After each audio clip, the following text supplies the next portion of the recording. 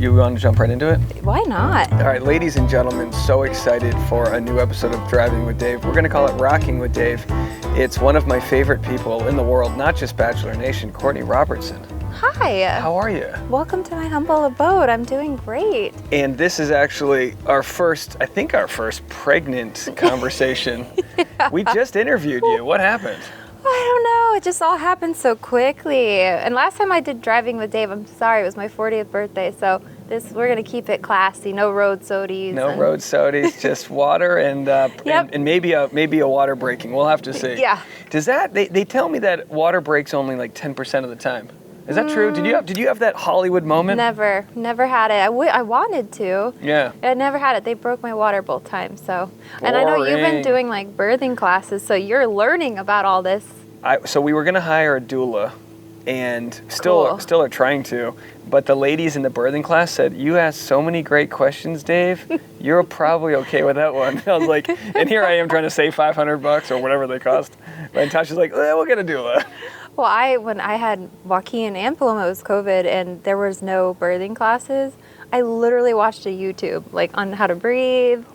I asked my friends, I'm like, how will I know when to push? How will I know if I am pushing? And I just kind of, like, what do you say, how do you say wang it? Wing it? Just wing it. How do you pass sense? I wanged it. You wanged it. Well, that's what got you into this problem. Yeah. The big wang problem. I know. I don't know what's hold for traffic. So you came, I visited you on your 40th. We did a Driving with Dave. That was over the summer. I had lost my voice. Wasn't not my best color. Yeah, you were a train wreck. I loved it. I was like, give me the train wreck Courtney Robertson here. So easy to see how The Bachelor could make you look bad because you're funny. And if you take away the context of humor, you just become an asshole. Like if you take away.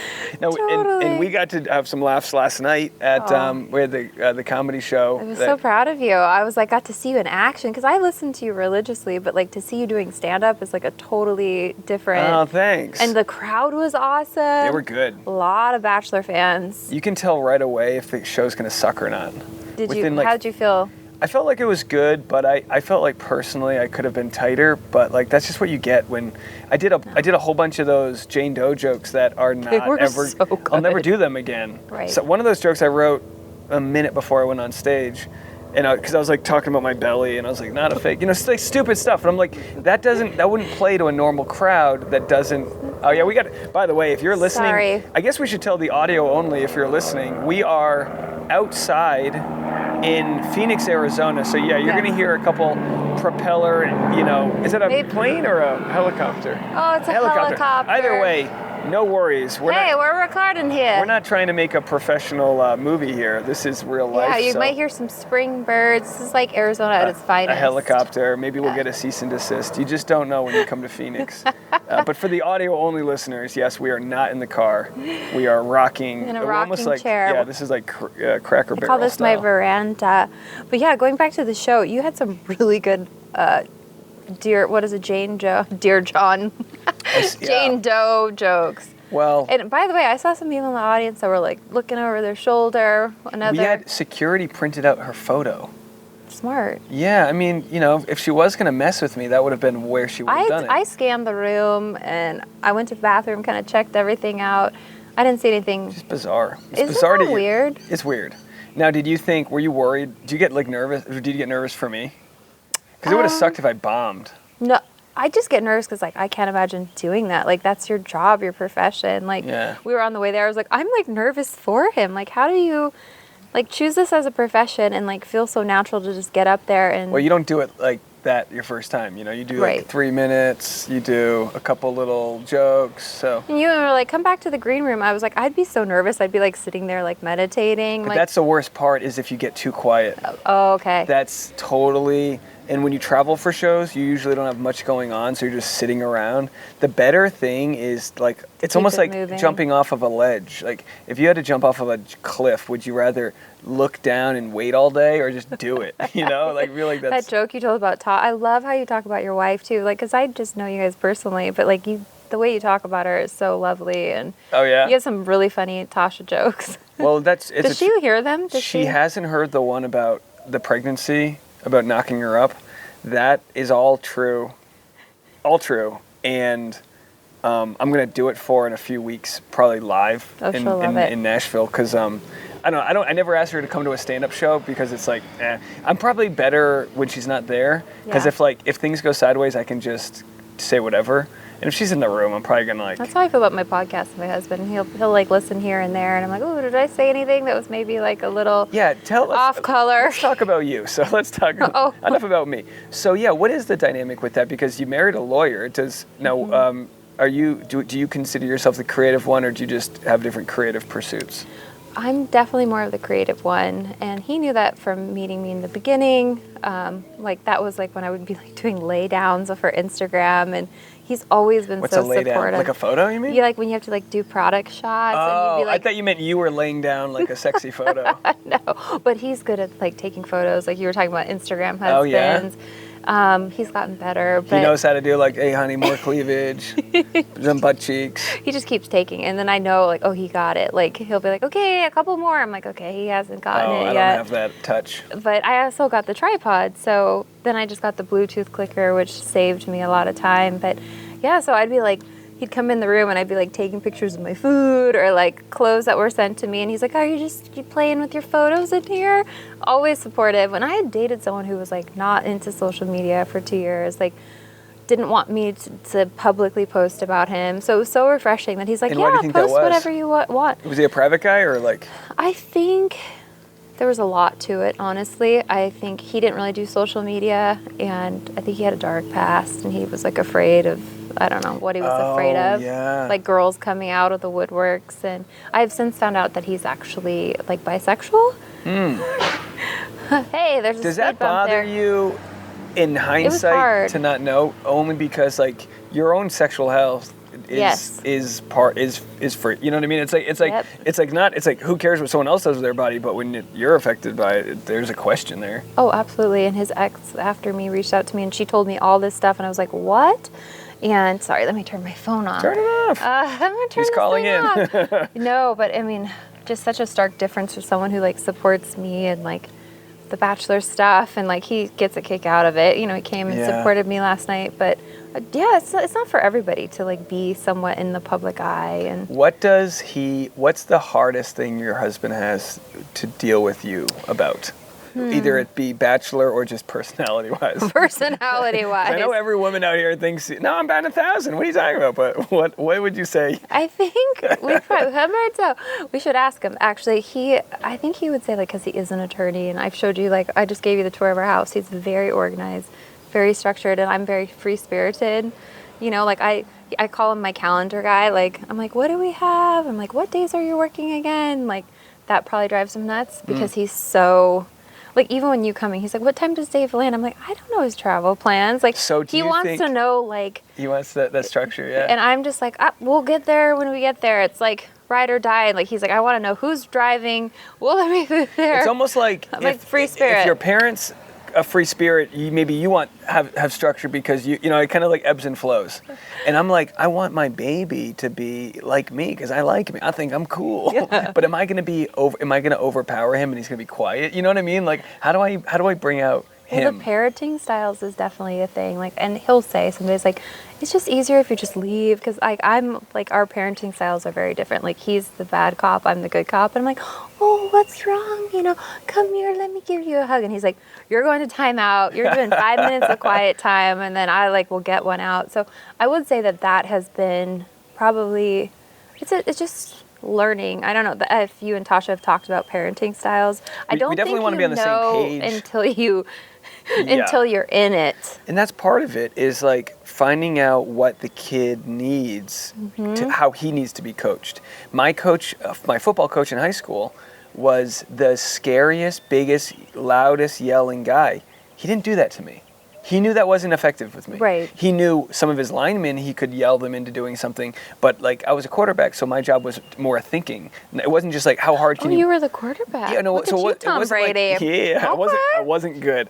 He was like probably just gave up on me. But so like my job wasn't like how hard can I run through this brick wall. It's like, all right, I need to make this read progression or do this, and you can't yell that out of somebody. And you know, I have a brother's 18 years young. As a good coach, he learned what worked for you. Yeah, and I think bad parenting is my way or the highway. Shut up. What?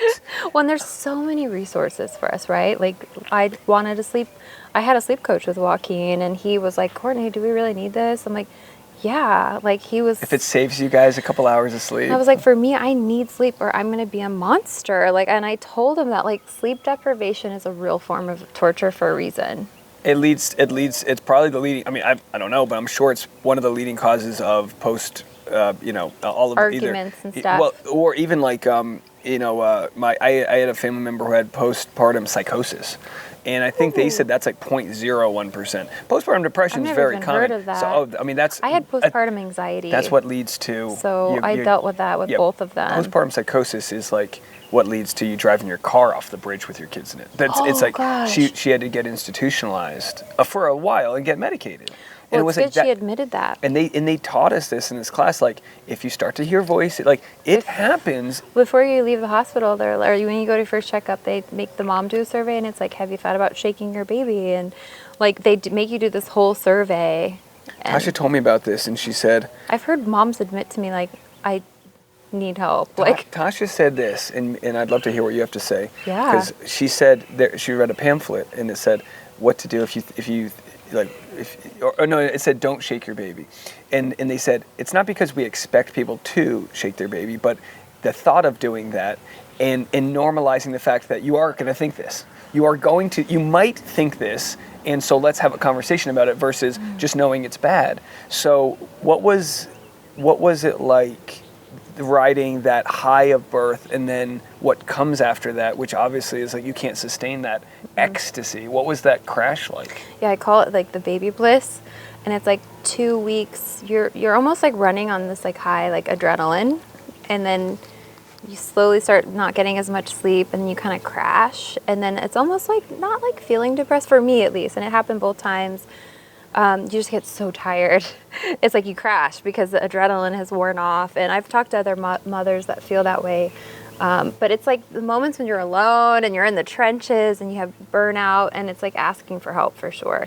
I had postpartum anxiety. So like if I was showering and the baby was napping, I'd be like, oh my God, like intrusive thoughts. Like what if I fall and like, Oh, so anxiety is more of a fear of something that hasn't happened. It's more like I had health anxiety, like the baby is like, is he okay? And like check, Like trying to see if they're making sure they're breathing. Yeah, I hear all of that. But then I got how does anxiety change from what's the difference between postpartum anxiety versus postpartum depression? I think that's a good question, and there is a difference for sure. I mean, obviously it's probably very similar, but like I had like intrusive thoughts, whereas I think depression is like, they call it the baby blues, and a lot of it is like, I think stems from like, my God, my life has changed so much. Like I can't, you'll learn this too. It's like, you can't just run out and get your nails done. Like your life changes. You can't really prepare for it. So I think that's more like the baby blues. Did you feel the same anxiety with your girl as you did with your boy? Yeah. You had a boy first, then a girl, so. Yep, with both of them. Same sort of vibe, you feel the same kind of I had postpartum anxiety and just like medical stuff and like worrying about me. Like once you have a baby, I always say it like your mortality, like you worry about your health. And like I have to be here forever for this little human. I'm not lying when I say I think you're like a guardian angel for Tasha. Oh, that's very kind of you. She doesn't like everyone that she meets. I love her too. I don't either. And she really liked you. I want to have her on the podcast. She immediately, I told her that, and she goes, "No, I'm not." She's like, it was about her. She was like, I have nothing. I'm like, Tasha, you're so good at this. I love her. She's so funny and doesn't know it. She doesn't. She cracks me up. She's just. But what you offer is you're the perfect. You're like her best friend Cherub in LA is the type that will just sort of say things that you might not hear like a dainty person say. And she needs that because I think sometimes her brain, like, and she gets that with me because we'll say shit that's just like what we're thinking, Yeah. Just like we That's what I love about my husband, yeah. Oh, and I just try to pull it out of her because it's so funny, some of the things, because a lot of comedy comes from pain and from things that annoy you. And she gets annoyed so easily about stuff that cracks me up.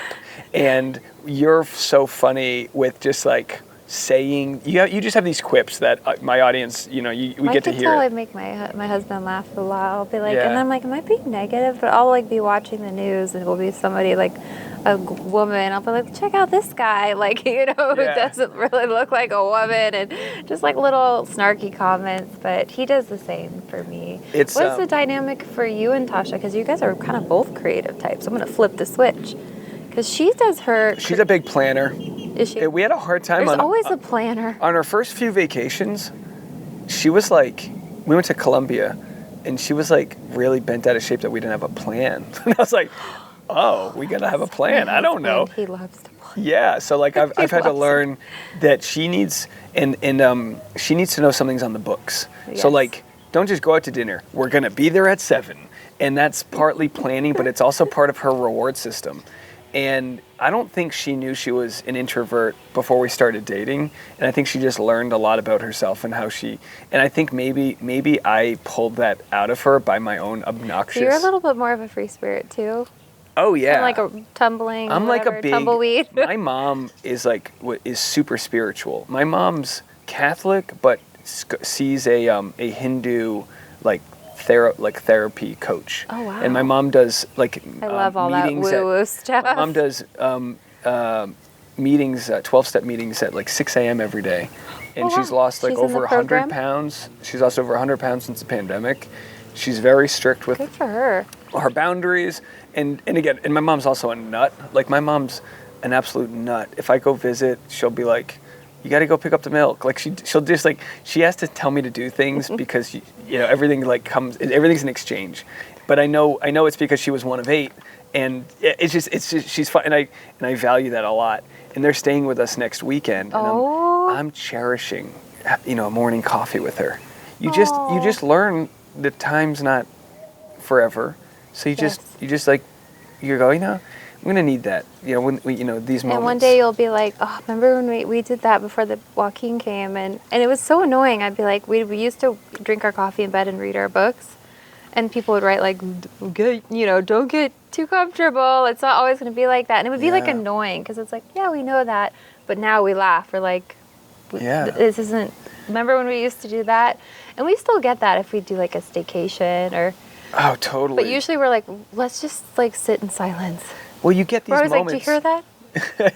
It's great. Your kids are going to be gone before you know it, and then you think of your parents and you go, I don't know. We might have. You start to go we might have 13 more trips. You start to do the math, and you're like, oh my gosh. Well, like I said last night, or when I went to your show, I was like, I think this might be because I'm getting it's hard for me to move about the cabin. I was like, this might be our last night out for a while. And it was. I turned into a pumpkin. No, it was great. I wouldn't miss it, but I was like, look at all these birds. Hello, we got an audience. I wish the people. Yeah, what are those birds? They're really big. We literally never had sparrows. Did you attract these? I think I attracted birds. I've got a flock of birds, folks. The flock has arrived. There's 20 birds. You guys I'm sure can't they'll see. Sound beautiful. I hope so. I'll be at the airport editing each chirp out. It's the Calm app. Speaking of not taking time for granted, my mom's Sundance at my wedding was wild. Oh, what song did you do? Gosh. Did you cry? She must have been bawling. She shuddered. She had this such an emotional, positive moment, and I did too. But she was I don't know. She was holding on to a lot of stuff. And it was just it was good. Big moment. I would love to hear that song. It was Joni Mitchell. Jody or Joni Mitchell? Joni Mitchell. What's that song? There's this song, and it was I would drink a case of you. I just searched if she's in the program. No, she's not in the program for alcohol for eating, but the same program. Sorry. No worries. But either way, it was the top 10 father Joni or Mitchell mother. Never lied. Now I need to know. I could look it up, but either way, I was literally. I'll look it up while we talk. But I was literally crying the other day. I picked out a song for Joaquin and I to school. We listened to it every morning, and I just said, I played it for my husband. He got a little misty-eyed. I said, this is going to be the song if I ever let him get married, that I dance to with him. Oh, you're going to pick it out? Oh, do you want to know what it is? Yeah. Just You and Me, Simple and Free by Chicago. And that gets you? Oh. Isn't it crazy how... And he sings it now. He's like, just you and me. And I always say to him, like, simple and free. I'm getting misty-eyed. It's also probably the pregnancy hormones. But Tasha's going to have that, like, when, you know, you give your son away. Our wedding dance song, really, I had to cut it short. I was like, oh. Oh, really? It's just... Tasha's and her father was sweet. Give me my BB gun. But I tell you what, I'm not putting her parents on blast. They're so great. Oh, but, I met them. I loved them. I couldn't get her dad. They were so easygoing. I couldn't get her dad to cry when we said we're having a baby. And I'm like, bro, you gotta cry. You gotta go figure this out. Like, I'm sorry, man. My stepdad. We told him and he immediately lost his shit. I'm like, if I can't get you to cry now, what are we doing? Wait till he meets the baby. The baby. All right, that's his last. Get it on camera. Tim, this is your last chance. Yep. If you don't cry meeting the baby, you gotta go to BetterHelp and figure it out, man. Oh, you will. Because we all need it. I'm a mess. And my audience knows I cried a couple episodes ago, and I was talking about when Tasha got COVID early on in the pregnancy. Oh yeah, you were at your brother's wedding, right? I was holding on to so much. I guess you don't realize what you're holding on to because we're still sort of in the war. We're in the trenches. We're like, oh, we're still trying to get this baby, and then once the baby's born, funny. You were like, should I pack a bag? I'm like, yeah. Get your bag packed. I don't have my stuff ready. I'm getting there. You're in the home stretch. But it's what's life if you're not having these conversations where you're trying to like find out what makes you move. And I kind of feel like that's what stand-up is. What makes me move? How do I make it? I gotta make it funny, but it has to make me move. Yeah. And I would never want anyone to feel the pain of not knowing what makes them move. Because if you don't know what... I think that's what I love about your messaging so much, too. Because there's so many people that, like, even just talking about corporate America, as simple as just that one example, and, like, you know, there's so many people that don't have that. And it doesn't have to be... You don't have to monetize it. Right. I like to, but you don't have to... Right. I'll put it on a T-shirt, but you don't have to monetize it. But what gives you that high frequency? So inspiring to... I think you should write a book. I think you heard it here first. I really think you should write a book. Maybe if AI could just take all my podcasts and get my voice down. And hey, you never know. I wanted to... It's really inspiring, and what you're doing is great. It's inspiring to a lot of people. I had people... What people have to realize is the ladies and men who come talk to me after the shows, they're like, oh, you got me through the pandemic. It's like, ditto. Yeah. My life was not going in the direction I wanted it to. And it wasn't for lack of effort. It's just things don't hit. Mm-hmm. And, you know, with stand-up, you might take 10 or longer years, and that pain and gratitude does come out in your voice. Because, like, the last thing... Like, if I have a kid, or we're having a boy, if my audience just follows him and subscribes to... He might not have...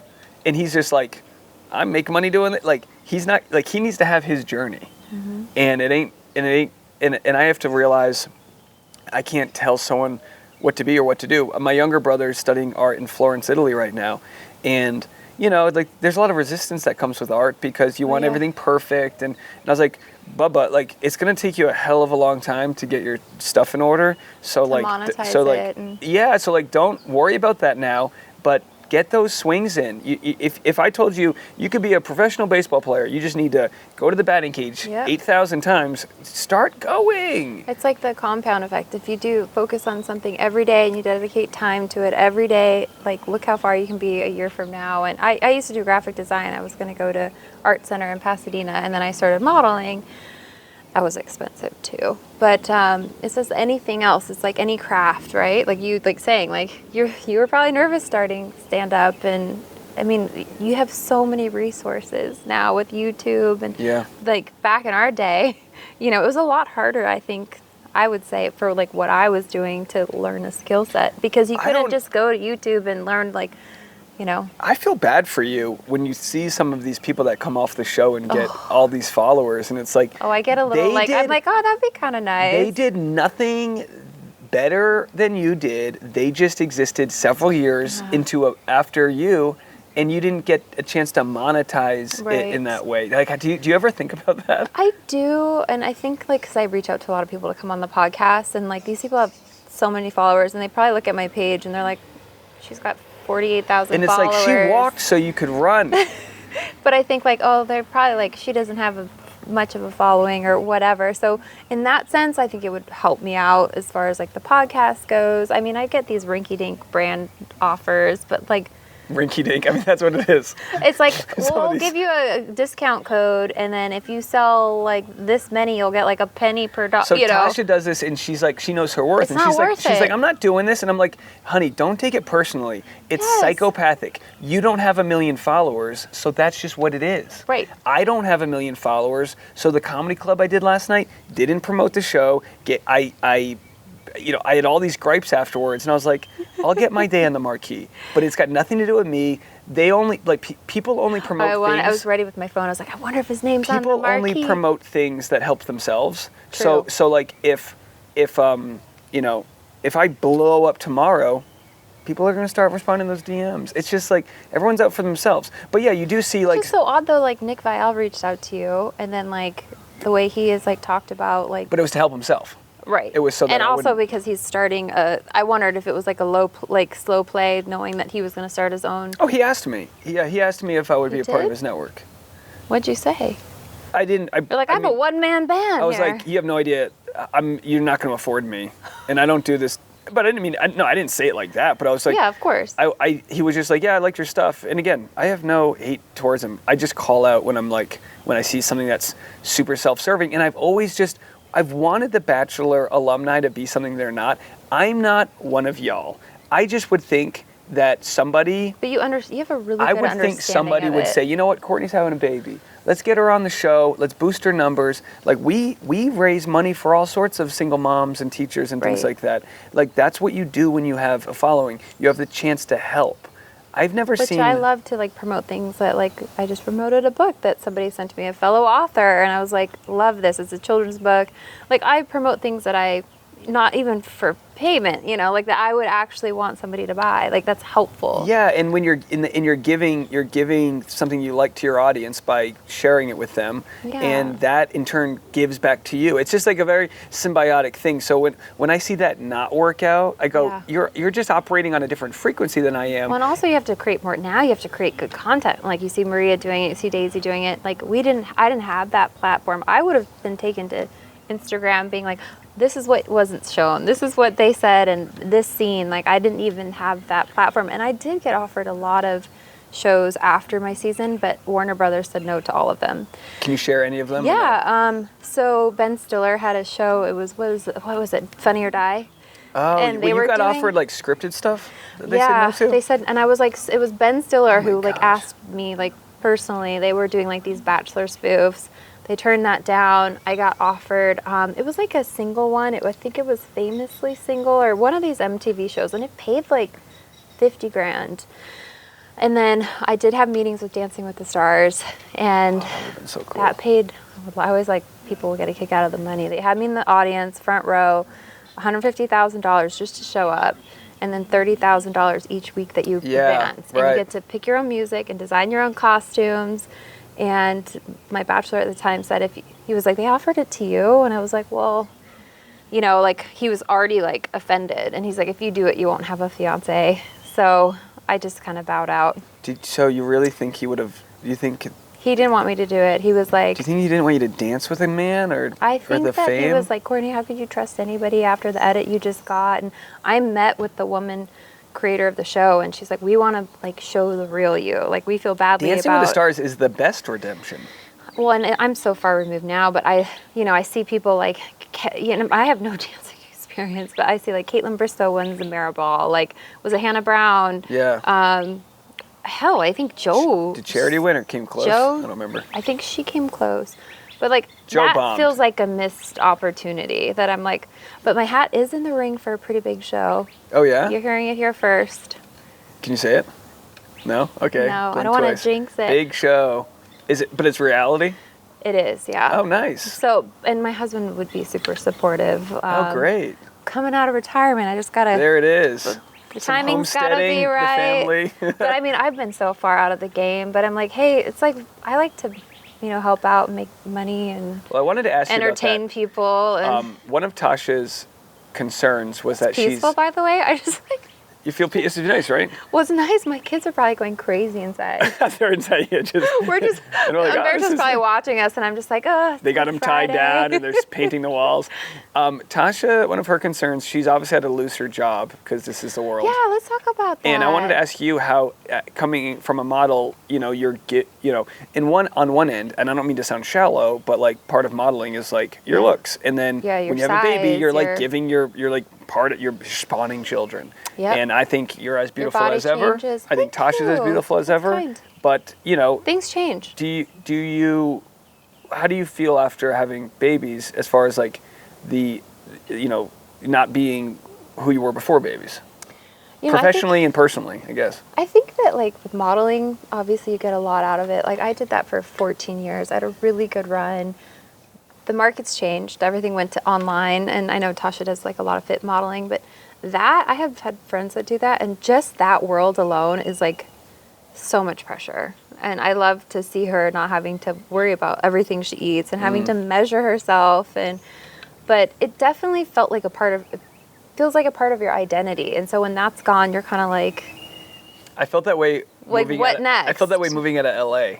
Yeah. I live in LA. I still feel that way. Like I feel like there's a credibility to being in the market that is like the professional market. I think COVID changed that. It sure did. Because I mean, I was in Santa Monica, but when I left, I felt that way. Like I had and when I got married, I had this feeling, and I think a lot of people feel that way. Like you kind of more in your single years, and that part of your life. Even if you're in a relationship, that you're like kind of footloose and fancy free. But that's totally different from going out of modeling to bring it back to that. And I'm sure it's hard for her, but you just find other ways to be creative. I think the market, there's not enough money in it. And once that baby comes, I think she's going to be like, well, it's like, she'll find, I mean, she can do it on her own platform, and she's so charismatic. Like she'll find that same kind of energy she gets from that in something that might be a little bit more positive. I just wanted her... For her self-esteem. She was so done with her job. Yeah. Even though it paid really well. I was done with it. So... They don't treat you that well. We weren't thinking we would get pregnant so soon, but that was the plan. Hey, look at you go. Hey, here we are, Irish. Got the potato energy here. I think that she was like... But she would have worked until she wasn't going to quit, and she wasn't going to jump off the cliff, and this kind of pushed her off. And I think she needed that. I think she knew this was going to be the thing that stopped her from that work. You got to mourn the loss of that part of your life, and you'll look back at the pictures, and the more time that goes by, you're like, wow, that was fun, or you'll miss elements of it, but. You can't. Here's the thing: it has a shelf life, no matter what, whether you have a baby or not. It was always going to end at some point. And there's no control because you're not. At least now, and I've told her this. Like, I want her to find and she is finding her passions and stuff, and like not to be like worried about somebody else, but like I know when I continue to do stand up and have all these things, I don't want her to ever feel like she took the backseat to my career. Right.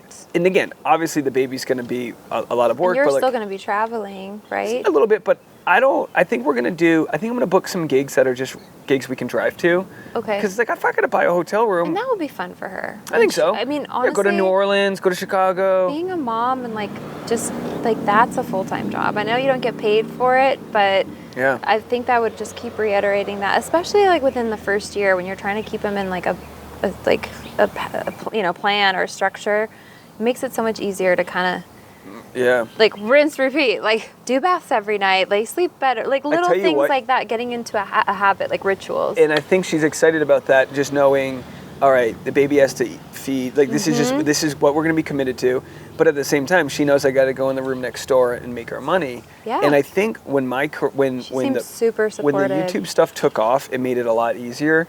It's really hard to tell someone, hey, I need to go do this open mic that I have to pay $5 for. I'm going to come back not feeling like I got any love there, and I'm just going to keep doing this for 10 years. And it's but now it's like, honey, dogged persistence. But it's like it's just a hard sell. So when things started taking off, she was like, oh. And of course she stayed with me for years, so it wasn't like she ever put pressure on me. But it's like I've made this like sort of comparison before. It's like you're trying to invent a light bulb, and you just keep on telling your wife, I'm going to get this thing to turn on. This bulb is going to turn on and show light. Starts and she's flickering. Like, okay, honey, keep working on it. And then one day it turns on, and she's like, hot damn, you got a light bulb. And that day happened 4 years ago when someone first called into the live stream, and she was like, and I was like, hey, we got Jen in North Carolina, and we live in a 600 square foot studio. So I'm at the bookshelf. They called me Bookshelf Dave. And right next to the bookshelf is the bed 8 feet away. And she's like, oh my gosh, people are calling in. And then, people would start sending in merch or, gifts. And oh my gosh, wow, come to stand-up shows, wow. And now, like last night, there's people teary-eyed because they're like, this has meant so much. And I'm like, I get it. That the business model is not about just like making a product or something. Like it's an investment. Right. It's like we're trying to build something.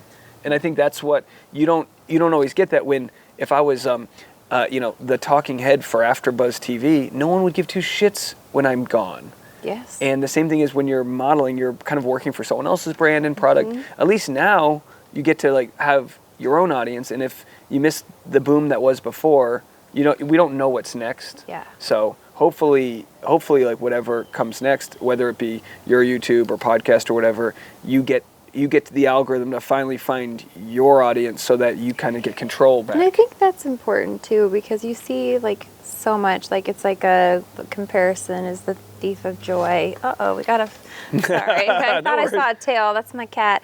But like, there was a period of time where I think I was kind of like, oh, I should be doing what they're doing, or I should be, and I was like, it ain't me. It ain't it. Like you always say, it ain't it. Like it's like finding what brings you joy. And well, that's what's hard is humor like, doesn't. I love cooking. I love showing my personality. I like. They're gonna say breasts. I was like, oh boy, OnlyFans wasn't around. Would you have done OnlyFans back in the day?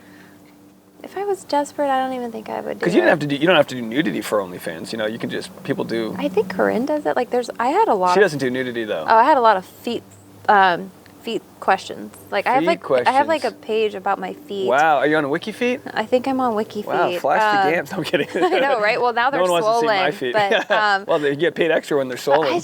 I never would have. I don't.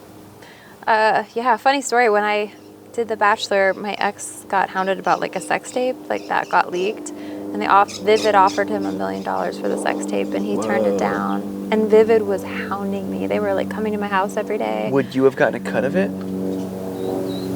I don't think so. I mean, what's the? I mean, everyone's got a price. And like we were so good. Okay, let's say okay. But then I was like, my God, $1 million, and then I was like, even then, I'm like. Did you ever watch it? No, it was like some rinky-dinky. But, okay, what would the price? He's really close with his mom. He's like, my mom would never forget. She loved me too. He was like, she would never forget me. Well, how did they get a hold of it then? I don't even know how they knew about Courtney's it. like, I shopped it around. I don't even know. I wasn't going to sell it. I just want to know what I was worth. Right? No, I don't even know how I just talked to Alana about it. Like, I only told the private detective about it. He knew about it. I knew about it. And a friend. So I don't even know how it got out there. You mentioned Alana. I love Alana. Alana was a producer for The Bachelor. I've been doing recaps with her. She cracks me up. You're like, you guys are a so like it's a like good very cop, bad cop. Combustible combination here of like you're both wildly funny. When I first listened to her podcast, I was like, oh, she's pretty sharp. She's really smart. It like? What's your little? You guys became friends? Your little podcast family? I reached out to her. I wanted to hear her story about she's got a lot of tea, and was dating the producer who we talked all about it and what she went through with that, and other contestants too as well, like contestants hooking up with her producer boyfriend, and she like has named names. Oh yeah. So I was like, "Hey, do you want to come on?" And no one sued her, which means she's probably telling the truth. Well, I think she could probably have a case against from everything she's been through. And then we just really hit it off. She's like, "Will you come on mine?" And I opened up about my mom passing away from alcoholism and something I've never talked about, and I felt like we had kind of bonded and connected over that, and. She's a producer. She's good at getting the stuff out of you. Yeah. And then, now we've been recapping, and it's just like fun to. I've thought about getting a co-host, but like she can say the things that like I'll get canceled for. Like or things funny. that like I might think that like she'll kind of pull that like villain that's sleeping inside me out. But it's been fun. Nice. Yeah. It's like especially with recapping, because I was like, where did everybody recaps, but like to get the producer's perspective. So I like try to push her like a producer and a former villain, whatever that means. And she can do hot takes on what I went through, and I can ask her having seen what the producers go through. So it's a different. Have you guys met dynamic. in person? No, I invited her to the fan appreciation party, though. I heard about that. She's coming. How fun. We'll see. I think I'll be there. We'll have to see. It might be like just play it by ear. We're planning on, or I'm planning on it. Like Tasha knows, as long as baby's healthy, that I said if she wants to go, I'll help with the baby. Oh, there you go. Give me that baby. And I'm not saying I'm not. I'm so naive. And I'm aware of how naive I am. But I'm like, well, if she has to breastfeed every 3 hours, can't she do it on a flight and at a nice hotel? Is that naive of me to say, or am I like? How old would the baby be? Like 6 weeks. Yeah. I think it's doable. I mean, I don't know. It's doable. I think that maybe she doesn't come to everything. And like, no. Are you gonna travel with Boone? No, Boone hasn't traveled since how are he you started gonna shitting himself. Is he gonna be like taking a back seat now when the baby comes? He already is. Boone's sort of out of it, but he's still lovable. I can see your videos. He's kind of. Boone's my 15-year-old basset hound, if people don't know. He doesn't have the energy in his back legs. I've seen him in Vegas. I've seen him in Phoenix. Oh, yeah, you did see him in Vegas. And Phoenix, yeah. Wait, did you see him in person? In person. Where did you see him? In his little, like, bassinet. Oh, when we were, yeah. You should use that to right. push the baby around in. I know. He's got Boone's got his own stroller. No, now, like, we just had to buy 10 yoga mats to line the hardwood floor of our house. Because he just can't walk on the hardwood. Does he go upstairs? No. You'd have to carry him. He was, I mean. No. He used to be able to jump this high up to the bed. For a basset hound, that's pretty good. Basset hounds have like 3-inch legs. Like his dick basically hits the ground when he pees. That's how short he is. No wonder he needs a diaper. So now he's full diaper and he's probably 70% of his, probably 80% of his poops are inside. How old is this guy? 15. He'll just like poop in his sleep. That's pretty old for a big dog. I'm telling you right now, a dog who poops in his sleep is the cleanest thing compared to what else can happen. I heard Tasha being like, help me, when you were doing one of your Patreons, and you're like, wait, I gotta go help. I know, and he'll literally poop in the office, and I'll just be like, ugh, and I'll be like in the middle of a video, and I'll like mute it, honey, get in there. You're like, but what are you gonna do? I mean, we have diapers, but the diapers are for pee only. And you're about to have a lot more diapers, which, by the way, the newborn diapers it's not like when they get older, it's just like barely anything. Well, in my opinion. So Boone's a 55-pound dog. I've wrestled. I've had to bidet him out in the backyard. I'm not worried about a 9-pound baby's diaper blowing up.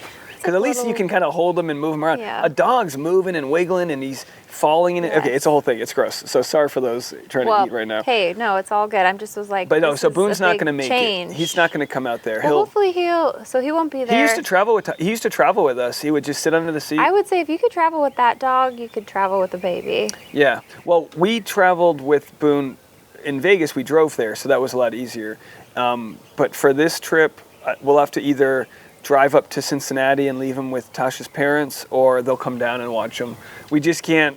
I mean, we don't have that figured out for when we go. I mean, our neighbors in an emergency, like if we deliver tomorrow, our neighbors can take care of him. Oh, good. He's chill. Like he can stay inside all day long and sleep. He's just out of it. I don't know if he knows Tasha's pregnant. Like I don't know if he gets it. Really? But my cat always knows when she's also not laying on the ground next to him, so he's not getting up to the level. But we'll do the baby intro, and I mean, it'll be great, but get that picture. Yeah. Get it framed. Oh, I know. It'll be. I'm like our baby's not going to remember the dog, but it's like, what do like if he could last a couple more years, but like he almost passed at 10 with an emergency surgery he needed. So like God, it's so all expensive. like it's all borrowed time and stuff. Like a black flag. We've been going pretty long, so let's wrap it up. I want everyone. I know my audience already knows you, but go check out Courtney's Conversations with Alana. You guys are doing fun stuff. And I just did one with Love is a Blind contestant. She gave me all the tea. From the new season? The last season. Oh, nice. She really broke down the show stuff. Like, do they know at the altar, before the altar? Like, would you have ever considered that show if it was around your time? After The Bachelor, was like, no more love shows. Yeah. Well, that's smart. Well, there was this famously single. Oh, there was a Tori Spelling one they did for a while. Yeah, now with streaming, it's just excessive. Would you? Oh, we've talked about it. You would be open to maybe. If I was single? A reality show. Now? Yeah. I would only do Survivor, or. You would be great. And I think I would be good at it. I could see you with a. Yeah, a signature bandana. I think I'm old enough and out of shape enough that I wouldn't look like a threat. I do. I'd show up kind of pudgy. I'd be like, I got a warrior under here. I think I've been watching it going like, I'm not good at some of the things that like you get targeted for. I'm like not a good fire starter. You're over here like starting fire and like. But all the games where they throw, like I still pitch in a baseball league. I'm like, I could do all those games. I'd have the puzzles I would probably not do good at that. But I would love to watch. You would be amazing on that. Oh. Yeah, it'd be fun. It's not going anywhere. You know, it's a great show. And you're money motivated. I love, like, you and I are kind of like-minded. Like, I can be a little bit of a cheap Charlie. I was laughing so hard when Tasha was talking about her coffee half calf, and you're like, full price. Yeah. Well, That's so mean. I get her to get the venti because it's only like 50 cents more. It's like, if you're already spending $7, get the $7.50 one. Save it for tomorrow. By the way, I picked up 2 Happy Meals for my kids the other day. It was $20. Oh my gosh. What is going on? I'm not cheap with food. It's been the one thing I think I've splurged on. But you're fiscally responsible. With certain things, I get like really bent out of shape with like things that shouldn't matter. But it's like I don't want to give senseless money away, but I want to splurge on like good food because I was like so poor for so long. And I don't mean like some people are really poor. I just mean like I never had more. For the majority of my 20s, I never had more than the next month's rent. Oh, I was check to check even when I was making a lot of money. I know what it's like to have to, I would say, poor boy it. And even growing up, my parents didn't have a lot of money for a long period of time. So, like, eating out was like a treat. Yeah. Do you know what I mean? And I think that gets ingrained in you where it's like, you're not just going to go and order the left side of the menu. It's like, I've worked for this. Appetizers? And if you've worked in the restaurant business, too. Yeah, I was like, we're not doing appetizers. What do you think this is? It's the worst when you go to dinner and someone's like, we'll have one of everything, like the calamari. We'll take 2 from the table. And you're like this. And they're like, we're splitting chicken. Like, no, we're not. I'm not that's your guacamole. You want the calamari? That's no what thanks. I started calling it when I started getting super chats. I started telling people, I started sharing how much my YouTube channel was making, which was like $3 a video. But I was sharing it, it'd be like, all right, I can go get guacamole now. And it became like a running joke. Yeah. And I think the more I started sharing with my really loyal audience from the beginning, like the first 1,000, the more I started sharing the monetization of it. They were like, and I was like, oh my gosh, this video made $26. Yeah. And then we had a video, it went from like, I can get guacamole to, we had a video, this is not a regular thing, but we had a video make like $3,300 once. And it was a big story that just went nuts. That's not the average. What a nice surprise. I mean, most videos, they're all like blue collar. They're usually like about $100 or $200 a video. That's really what it's That's great. I need your help. I need to start that. I pay like a lot in childcare. That would pay for like a week of childcare. Oh yeah, but you don't know which one it's going to be. So Tasha sometimes is like, rather than doing 3 videos, just do 2. When I'm like stressed out, I'm like, honey, sometimes the 3rd video cracks it off, and sometimes it's not what most of the time, it's not what I think will be the viral one.